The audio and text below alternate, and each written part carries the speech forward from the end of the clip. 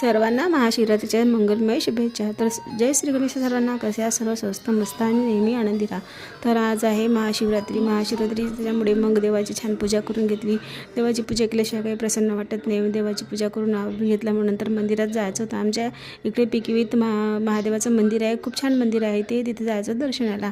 तर आम्ही तिथे गेलो। मग नंतर मी बेल घेतला देवाला वाहासाठी। म्हटलं फळामध्ये बोरं घ्या, तर बोरं खूपच महाग सांगत होते, त्याच्यामुळे मग मी चिकूच घेतले।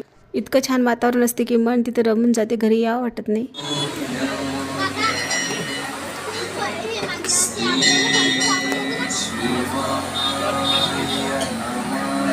तिथे मस्त श्री शिवाय नमस्ते नामाचा गजर चालू होता, खूपच छान प्रसन्न वाटत होते। मग नंतर तिथे दर्शन करून निघालो। बाहेर आल्यावर आम्हाला फराळाचं मिळालं होतं, म्हणजे मठ्ठा आणि उसळ मिळाली होती। मग आम्ही दोघींनी तिथेच बसून फराळाचं केलं आणि नंतर घरी आल्यावर पण मग फराळाचं केलं होतं।